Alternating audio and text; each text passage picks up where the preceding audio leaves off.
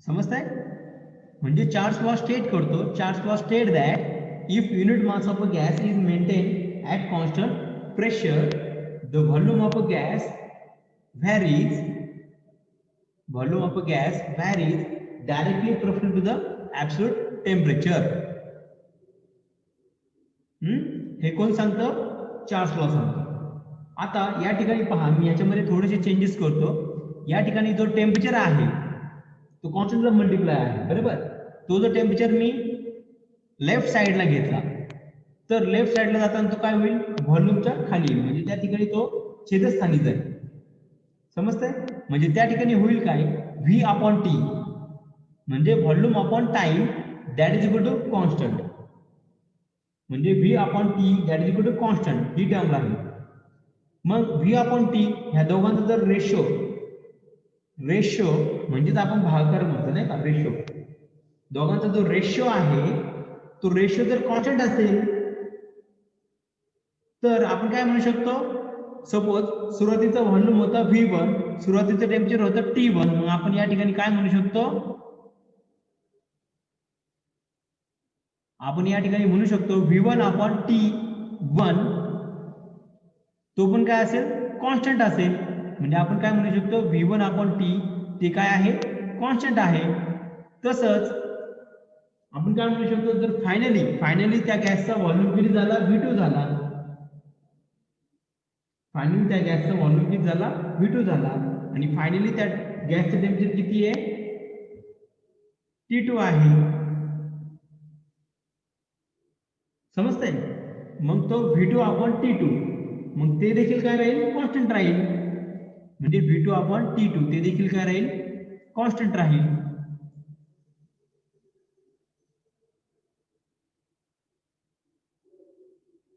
समजतंय?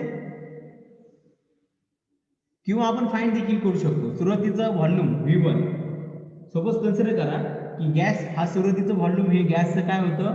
25 लिटर होतं. सुरुवातीची पहिली कंडिशन नाही का, आपण मी तुम्हाला सांगितलेली पहिला एक्झाम्पल. सुरुवातीला गॅसचं व्हॉल्यूम किती होतं? 25 लिटर. किती होतं सुरुवातीला? 25 लिटर. तो V1 होता. आणि सुरुवातीला टेम्परेचर किती होतं? 300 केल्विन. सुरुवातीला टेम्परेचर किती होतं? Temperature 300 kelvin. बरोबर. म्हणजे V1 होता 25, T1 होता 300. या दोघांचा भागाकार करा, तुम्हाला पहा त्याचा आन्सर किती येतं. म्हणजे या ठिकाणी V1 आपण T1 तो तुम्हाला सांगतोय मी किती येतो तो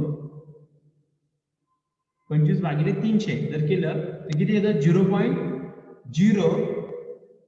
तर याचा आन्सर किती येईल? Is equal to 0.0833. बरोबर. पहा, मी जे तुम्हाला एक्झाम्पल घेतलं त्या एक्झाम्पलची व्हॅल्यू काढून दाखवतोय. त्यानंतर फायनली त्या गॅसला आपण हीट दिल्यानंतर त्याचं टेम्परेचर काय होतं? वाढतं. आणि फायनली त्याचं टेम्परेचर किती होतं? 600 होतं. आणि त्याचा व्हॉल्यूम किती झाला होता? 50 झाला होता. बरोबर, आताच्या एक्झाम्पल मध्ये. तर फायनली त्याचं व्हॉल्यूम किती होता? V2 तो होता 50. बरोबर. आणि त्याचं टेम्परेचर किती होतं? फायनली त्याचं टेम्परेचर किती झालं होतं? किती झालं होतं? 600 होतं ना. टेम्परेचर वाढलं होतं ते झालं होतं 600. मग हे देखील आपण फाइंड आउट करूया. मग तुम्ही जर कॅल्सी मध्ये टाकून हे जर फाइंड केलं, हे एक एक्झाम्पल म्हणून सांगतोय मी. एक्झाम्पल समजतं? या ठिकाणी पहा, या ठिकाणी सुरुवातीचं व्हॉल्यूम ते किती असेल? V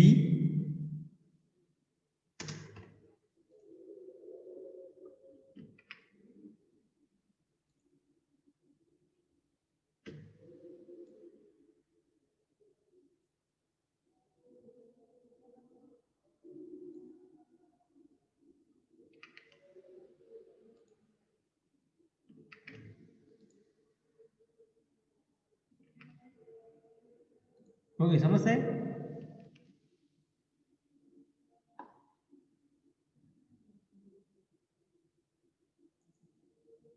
सुरुवातीचं व्हॉल्यूम असेल V1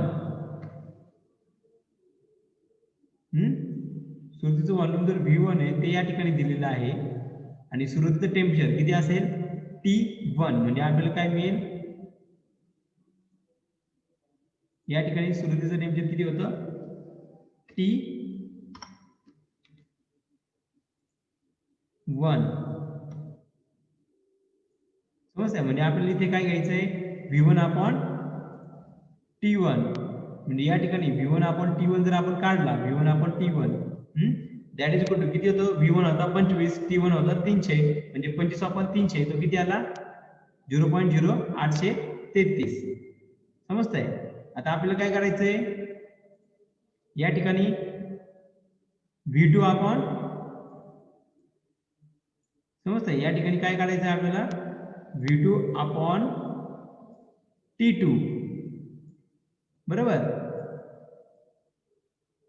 V2 अपॉन T2 काढायचं आहे इथे V1 अपॉन T1 काढला आपण इथे काय काढला आपण V1 अपॉन T1 समजतंय इथे V1 होता 25 V1 अपॉन T1 काढला आता आपल्याला V2 अपॉन T2 काढायचा आहे ओके तर फायनली त्या गॅसला जर हीट दिली तर त्याचं व्हॉल्यूम किती झालं 50 झालं आणि त्या गॅसचं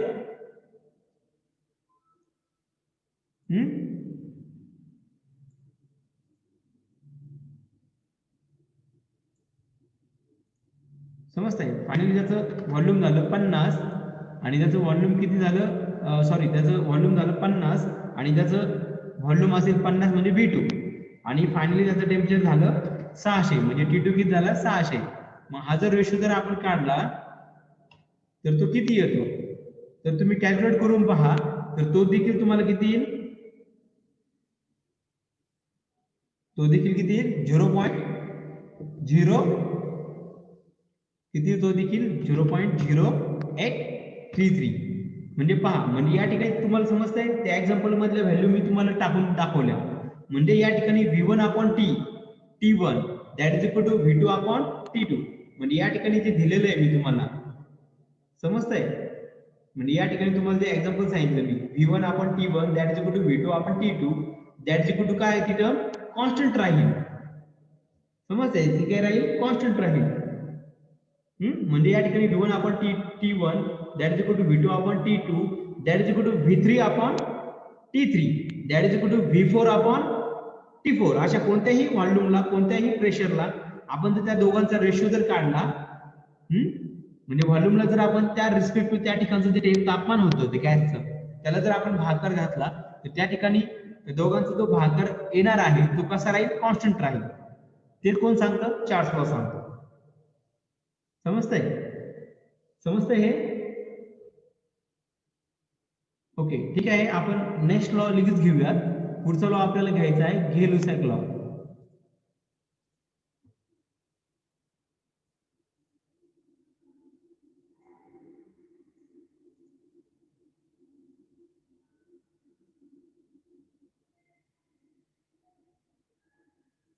ओके नेक्स्ट लॉ आपल्याला घ्यायचा आहे घे-लुसॅक law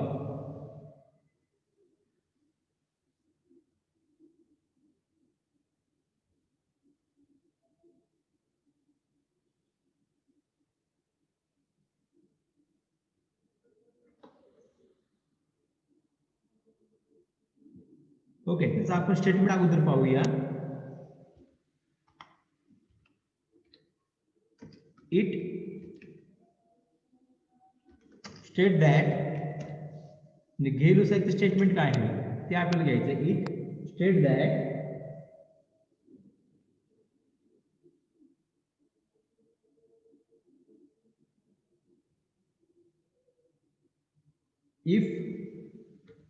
if unit mass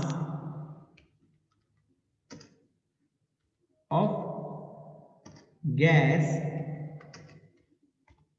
is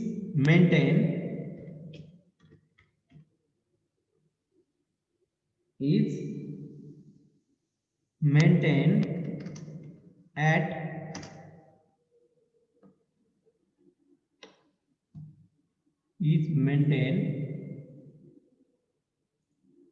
is maintained at constant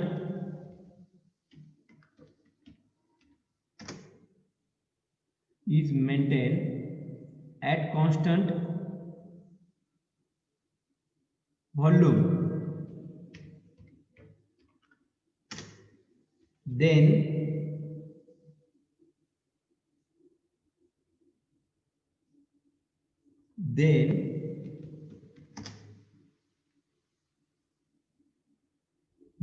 absolute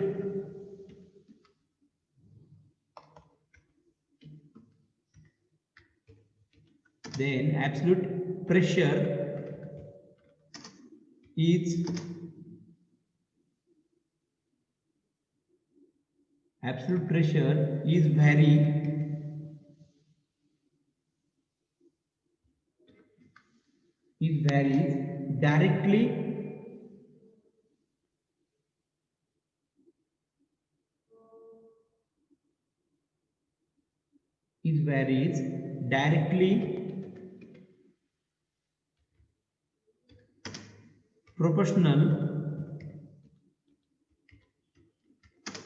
is varies directly proportional to absolute temperature of gas.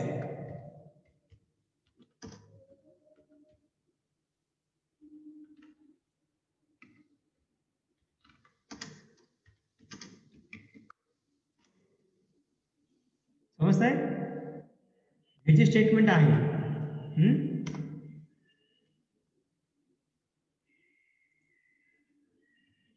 समजतंय? म्हणजे गेलुसॅक लॉ हा काय सांगतो की जर आपण युनिट मास असणारा गॅस जर आपण घेतला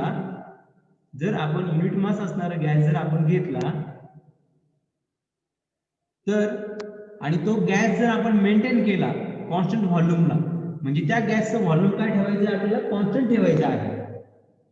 ते व्हॉल्यूम आता या ठिकाणी कॉन्स्टंट ठेवायचं आहे. आणि व्हॉल्यूम जर आपण त्या गॅसचा कॉन्स्टंट ठेवला तर त्या गॅसचा जो प्रेशर आहे त्याचं व्हॅरिएशन हे कसं होणार आहे? आणि ते कशाच्या रिस्पेक्टिव्ह? टेम्परेचरच्या रिस्पेक्टिव्ह. म्हणजे तो गॅस हा व्हॅरी कसा होणार आहे as compare with temperature of that gas, ते आपल्याला या ठिकाणी पाहायचंय. समजतंय? आणि तो प्रेशर जो आहे तो कसा व्हॅरी होतो? डायरेक्टली प्रोपोर्शनली व्हॅरी होतो to the absolute temperature of the gas. Directly proportional म्हणजे काय की त्या गॅसचं तापमान जर वाढलं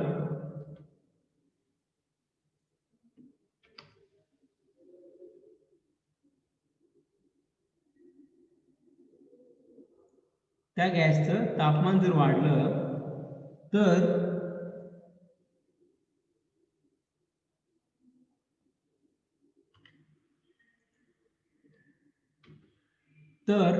त्या गॅसचं तापमान जर वाढलं तर त्याचा प्रेशर देखील काय होतो? वाढतो.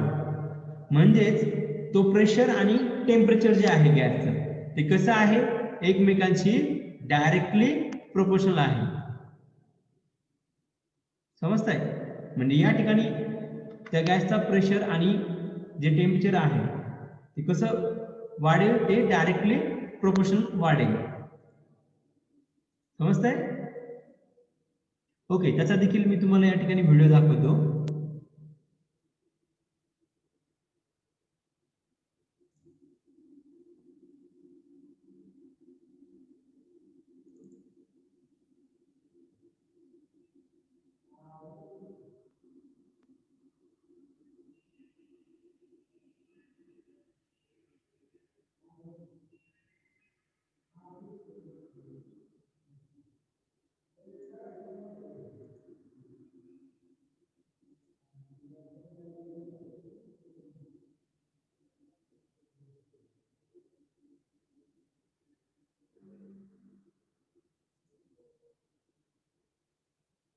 दिसतंय? आपल्याला काय करायचं आता? कॉन्स्टंट व्हॉल्यूम ठेवायचं आहे. समजतंय या ठिकाणी?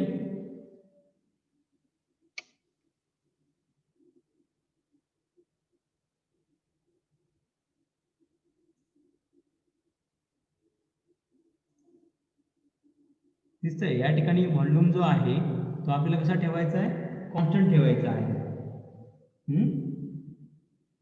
आता कॉन्स्टंट व्हॉल्यूम ठेवण्यासाठी मी काय घेतला? एक कंटेनर घेतला. दिसतोय? हा पूर्ण कंटेनर दिसतोय?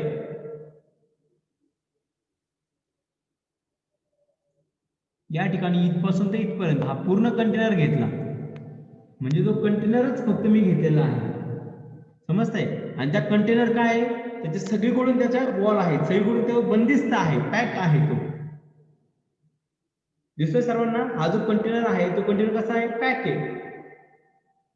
जसं तुम्ही घरी पहा, तुम्ही घरच्या घरी तुम्ही एक डब्बा पाहिला असेल घरी, ते डब्बे असतात नाही का किचन मध्ये, तो डब्बा कसा असतो, वरतून झाकण असतं, ते झाकणाने त्याला पूर्णपणे बंद केलेला असतो, बरोबर.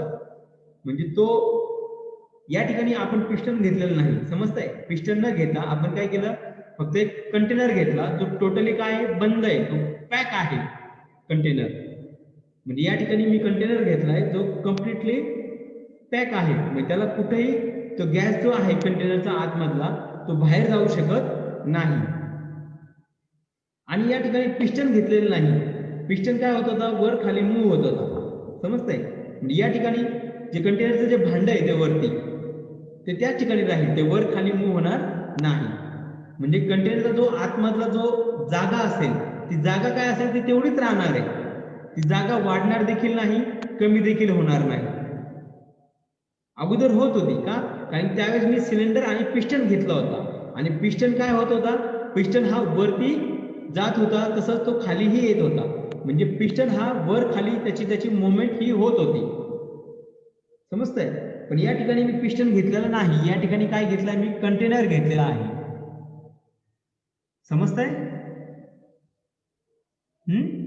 या ठिकाणी मी पहा परत असा एक मी कंटेनर घेतलेला आहे, त्याच्या सगळीकडे सगळ्या ठिकाणी त्याचे जे वॉल आहेत त्या वॉल मध्ये कसल्याही प्रकारचा गॅप नसेल किंवा ओपनिंग नसेल, ज्या ओपनिंग थ्रू तो गॅस बाहेर जाईल किंवा तो गॅस आतमध्ये येईल, समजतंय. आणि ते कंटेनरची भिंत जी आहे ती त्याच ठिकाणी फिक्स आहे, ती दुसरीकडे मूव्ह होत नाही. जसं अगोदर पिस्टन हा वर खाली मूव्ह होत होता, त्यामुळे त्या गॅसचा जो व्हॉल्यूम होता तो चेंज होत होता, बरोबर. गॅसचा व्हॉल्यूम अगोदरच्या 2 केसमध्ये जे मी सांगितलं त्या ठिकाणी गॅसचा व्हॉल्यूम हा कमी जास्त होत होता. का होत होता, कारण त्या ठिकाणी पिस्टन हा वर खाली मूव्ह झाल्यामुळे तो पिस्टन आणि सिलेंडर मध्ये जी असणारी जागा होती ती काय होती, ती बदल त्या ठिकाणी घडत होता त्या जागेमध्ये, त्यामुळे त्या गॅसची व्हॉल्यूम काय होत होता, चेंज होत होता. पण या ठिकाणी पिस्टन हा नसेल, त्याच्याऐवजी आपण एक बंदिस्त असं भांड घेतलेलं आहे, एक कंटेनर घेतलेला आहे, जसं आपल्या घरी डबा असतो, बरोबर. तर या ठिकाणी हे बंदिस्त असं भांड आहे की ज्या भांड्याचा व्हॉल्यूम जो आहे तो कॉन्स्टंट आहे, तो व्हॉल्यूम चेंज होतो का, नाही होत. जसं तुम्ही देखील किचन मध्ये एखादं भांड पहा, तुम्ही ते आज पाहिलं त्यानंतर 10 दिवसांनी बघा, त्याचा आतमधली जी जागा आहे ती तेवढीच राहते, ती कधी बदलताना पाहिली का तुम्ही, ऑटोमॅटिक ते भांड्याचं साईज वाढत वाढत गेली, होतं का असं कधी, नाही ना. ओके, बरोबर, नाही होत. आणि ते भांड त्याची साईज जेवढी आहे तेवढीच साईज उद्याही देखील तुम्हाला ते दिसेल, किंवा तुम्ही 1 महिन्यापूर्वी पण त्याची साईज पाहिली होती त्या भांड्याची ती तेवढीच होती, 2 महिन्यापूर्वी पण तेवढीच होती. याचा अर्थ त्याचा जो व्हॉल्यूम आहे त्या भांड्याच्या आतमधला जो गॅस आहे त्या गॅसचा व्हॉल्यूम देखील, तो गॅसचं जे भांड ते जे भांड आहे त्या भांड्याचं व्हॉल्यूम आणि गॅसचं व्हॉल्यूम हे सेमच राहील, समजतंय का. म्हणजे ते जर भांड आहे त्या भांड्याच्या आतमध्ये जर गॅस भरलेला असेल, असं कन्सिडर करा, त्या भांड्याच्या आतमध्ये काय भरलेला आहे, गॅस भरलेला आहे, मग त्या गॅसचं व्हॉल्यूम आणि त्या भांड्याचं व्हॉल्यूम काय होईल, सेमच राहील. का, कारण की त्या गॅसच्या आतमध्ये त्या भांड्याच्या आतमध्ये गॅस भरलेला आहे. मग तो गॅस काय करेल, भांड्याचा जो काही साईज आहे त्या पूर्ण भांड्याच्या आतमधली जी जागा आहे त्या पूर्णपणे जागेमध्ये तो गॅस बसणार आहे, त्यामुळे त्या भांड्याचा जो आतमधली जी काही व्हॉल्यूम आहे तेच व्हॉल्यूम त्या गॅसचं व्हॉल्यूम असेल, समजतंय. मग ते जे व्हॉल्यूम आहे भांड्याचं ते तुम्ही आज पाहिलं किंवा काल पाहिलं किंवा 2 दिवसापूर्वी पाहिलं किंवा 10 दिवसापूर्वी पाहिलं, ते व्हॉल्यूम जे आहे गॅस त्या भांड्याच्या आतमधली जी जागा आहे ती सेमच राहील, ती कधीही बदलणार नाही,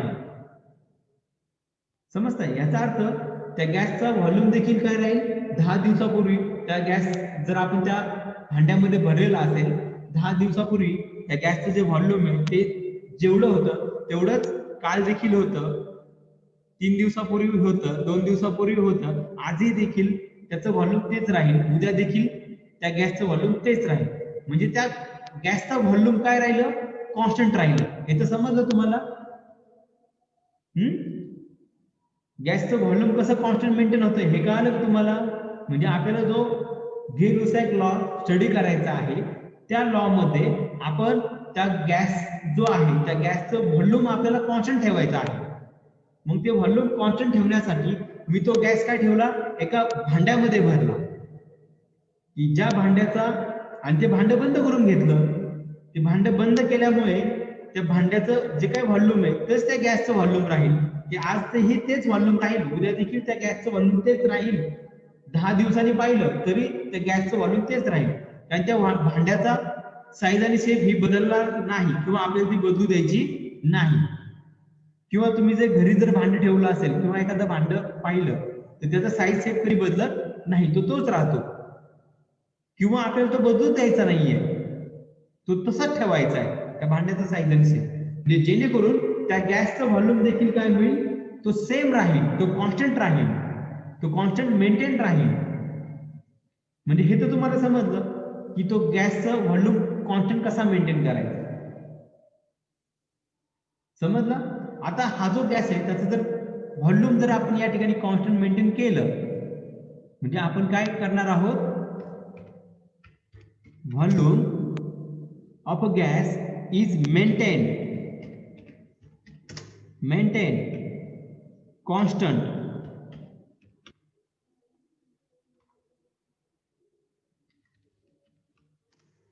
समजताय का. म्हणजे जो व्हॉल्यूम आहे तो व्हॉल्यूम आपल्याला कसा मेंटेन करायचा आहे, कॉन्स्टंट मेंटेन करायचा आहे. या ठिकाणी आपण कोणता लॉ घेतोय, गे-लुसॅक लॉ हा आपण स्टडी करतोय. म्हणजे ह्या लॉ मध्ये आपण काय करणार आहोत, व्हॉल्यूम काय ठेवणार आहोत, कॉन्स्टंट मेंटेन करणार आहोत. गॅसचा व्हॉल्यूम आपण काय, कशाचा, गॅसचा व्हॉल्यूम हा आपण कॉन्स्टंट मेंटेन करणार आहोत. म्हणजे या ठिकाणी कंटेनर दिसतंय त्याचं व्हॉल्यूम तोच राहणार आहे. आताही त्याचं व्हॉल्यूम तेच आहे, थोड्या वेळाने सुद्धा तेच राहील, ते चेंज होणार नाही. मग त्या ठिकाणी मग राहिलं काय, व्हॉल्यूम झाल्यानंतर राहिलं काय, प्रेशर आणि टेम्परेचर. मग आपण तो गॅसचा जो प्रेशर आहे,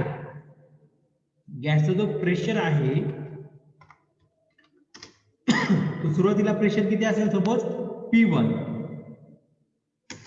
तो प्रेशर किती आहे, 1 ऍटमॉस्फेरिक प्रेशर. सपोज कन्सिडर करा तो गॅसचा सुरुवातीचं जे प्रेशर होतं ते प्रेशर किती होतं, 1 ऍटमॉस्फेरिक प्रेशर होतं. या ठिकाणी दिसतंय सुरुवातीचं प्रेशर किती होतं, 1 ऍटमॉस्फेरिक प्रेशर.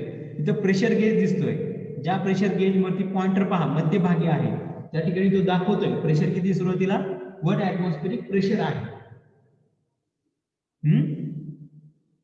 तसंच या ठिकाणी टेम्परेचर दाखवलेलं आहे, सुरुवातीला त्याचं टेम्परेचर किती आहे ते दाखवण्यासाठी आपण या ठिकाणी काय यूज केलाय, थर्मोमीटरच्या साहाय्याने आपण टेम्परेचर मेजर करणार आहोत. आणि त्याचा जो व्हॉल्यूम आहे तो आपल्याला कॉन्स्टंट ठेवायचा आहे. मग सपोज सुरुवातीचं प्रेशर होतं P1, किती होतं सुरुवातीला प्रेशर, P1. तसंच सुरुवातीला टेम्परेचर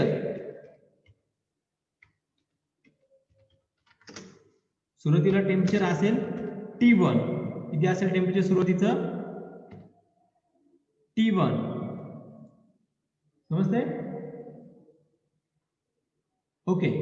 सुरुवातीचं टेम्परेचर हे T1 होतं, सुरुवातीचा प्रेशर होता P1, तो होता 1 ऍटमॉस्फेरिक प्रेशर. सुरुवातीचं व्हॉल्यूम होतं V1, ते थ्रूआउट प्रोसेस आपल्याला कॉन्स्टंट ठेवायचं आहे. मग आपण काय करणार आहोत, पहा आपण ही जी या ठिकाणी जे काही भांडं आहे ह्या भांड्याला आपण हीट देणार आहोत. या ठिकाणी बर्नर तुम्हाला दिसतोय, त्या बर्नरच्या साहाय्याने आपण काय करणार आहोत, हीट देणार आहोत. म्हणजे या कंटेनरच्या आतमध्ये जो काही गॅस आहे तो गॅस आपण तापवणार आहोत. म्हणजे त्याला जर हीट जर दिली तर त्या ठिकाणी त्या गॅसचं टेम्परेचर काय होईल, वाढेल.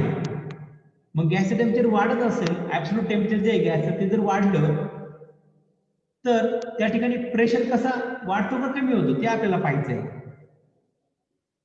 समजतंय, ते आपल्याला काय करायचंय, या ठिकाणी पाहायचंय. ते देखील या ठिकाणी मग टेम्परेचर पहा, या ठिकाणी टेम्परेचर तुम्हाला वाढत दिसताना दिसेल.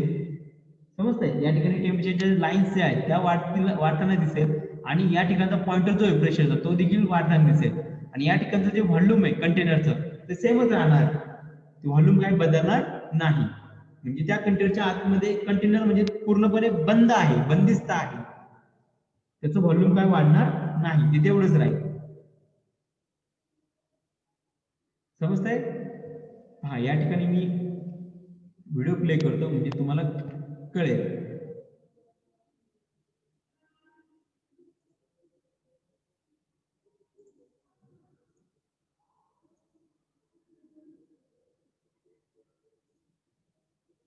दिसतंय आपल्याला व्हॉल्यूम मेंटेन करायचं आहे. व्हॉल्यूम मेंटेन करण्यासाठी आपण काय केलं, या ठिकाणी दिसतंय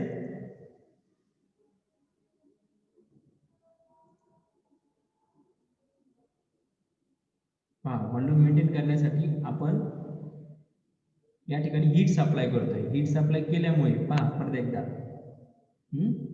हीट सप्लाय केल्यामुळे काय घडतंय, हीट बाहेरून हीट काय होते त्या गॅसला भेटते. दिसतंय, या बर्नर मुळे काय होईल, हीट एनर्जी त्या गॅसला मिळेल.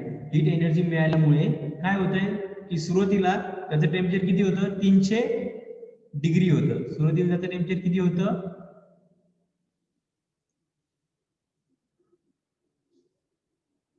दिसतंय या ठिकाणी सुरुवातीला त्याचं टेम्परेचर होतं 300 केल्विन. म्हणजे सुरुवातीला T1 किती होता, 300 केल्विन एवढा. समजतंय, हा T1 होता. आणि टेम्परेचर दिल्यामुळे पहा, पॉइंटर पहा, तर या ठिकाणी टेम्परेचर देखील वाढेल आणि प्रेशर देखील वाढेल. हा, तुम्हाला दिसतंय या ठिकाणी पहा काय होतंय ते. हा, टेम्परेचर वाढलं, या ठिकाणी प्रेशर देखील वाढलं. दिसतंय, सुरुवातीचं टेम्परेचर होतं 300, आता फायनल टेम्परेचर किती झालं, या ठिकाणी इनिशियल टेम्परेचर होतं, इनिशियल. ओके, फायनल टेम्परेचर किती झालं, फायनल टेम्परेचर ते असेल T2.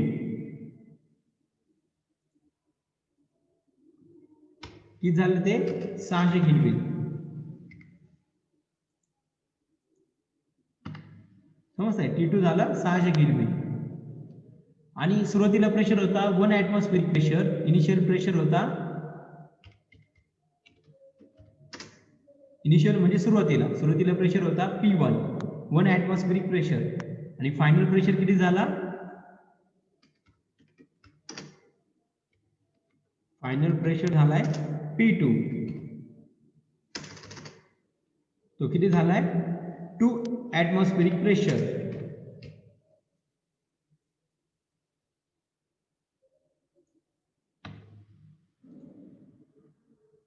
समजतंय, सॉरी किती होता तो, P2.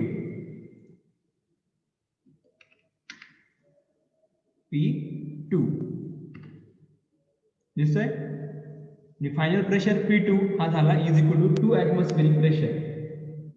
समजतंय या ठिकाणी. आणि व्हॉल्यूम पहा, ते भांड्याचं व्हॉल्यूम सुरुवातीलाही तेवढं होतं, आताही तेवढं आहे, म्हणजे व्हॉल्यूम काय कॉन्स्टंट.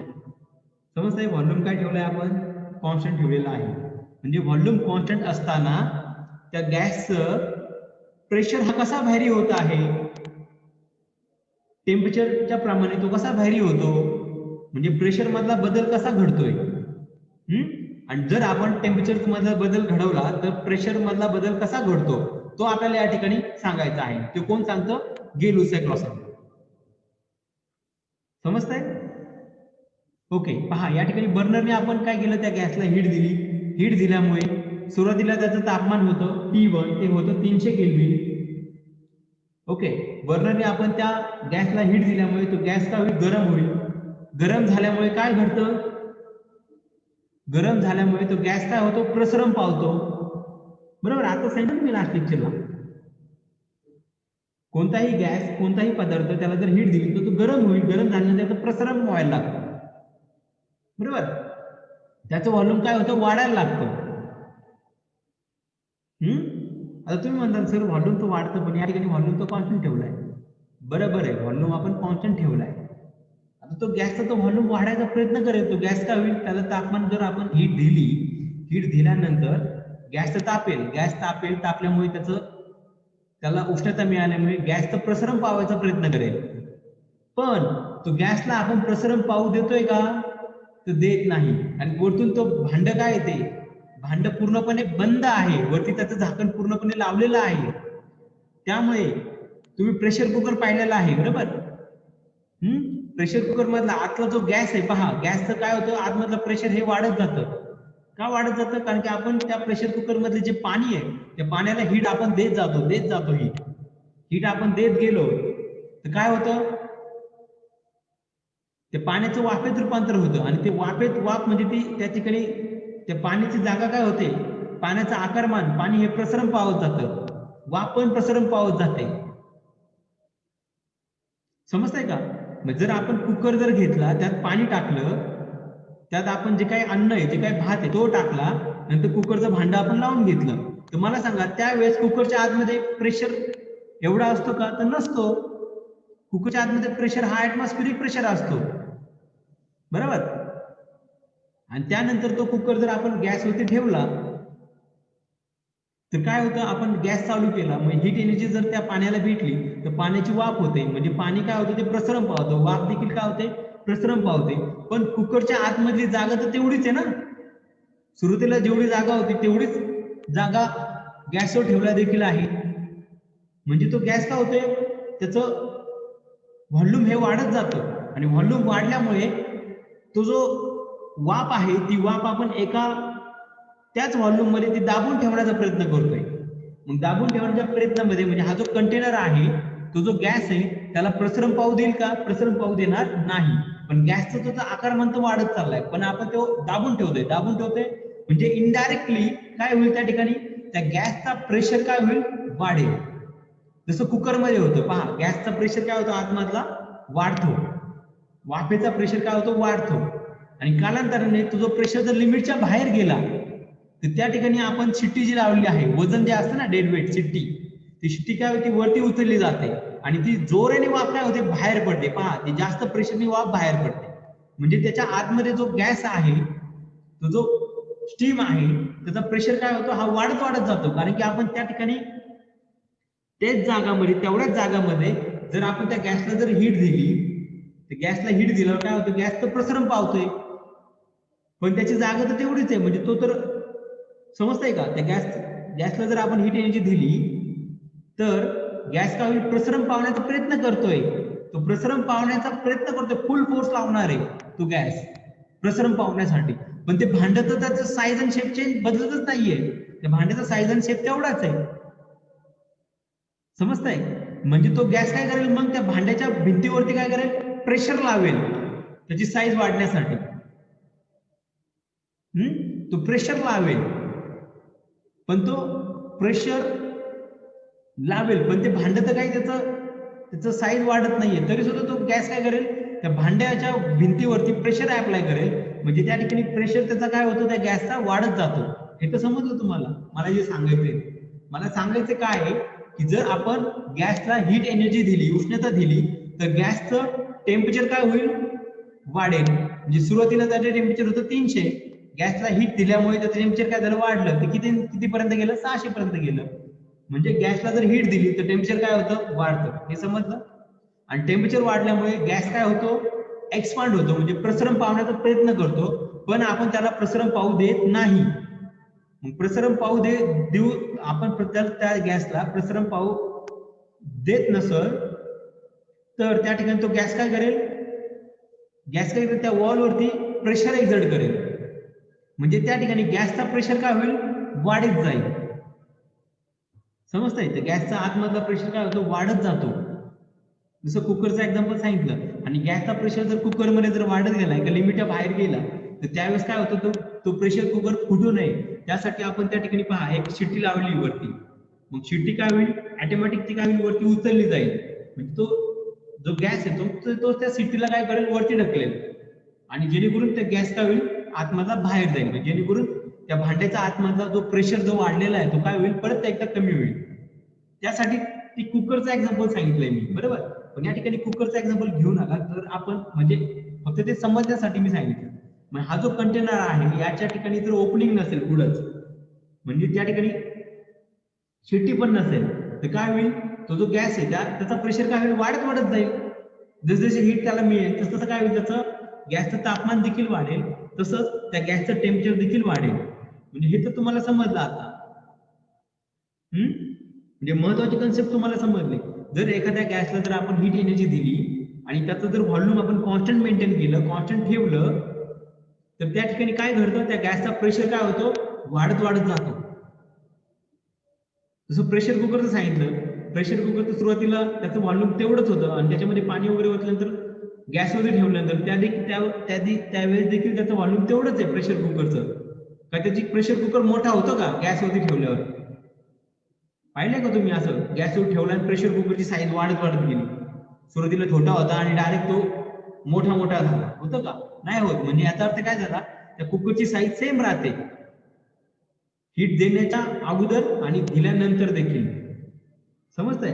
म्हणजे हीट दिल्यानंतर काय होतं, प्रेशर कुकर किंवा ते जे भांड आहे कंटेनर, त्या कंटेनरच्या आतमधला जो गॅस आहे, त्या गॅसचं टेम्परेचर काय होतं, वाढतं. त्याला उष्णता मिळाल्यामुळे त्या गॅसचं टेम्परेचर काय होतं, वाढतं.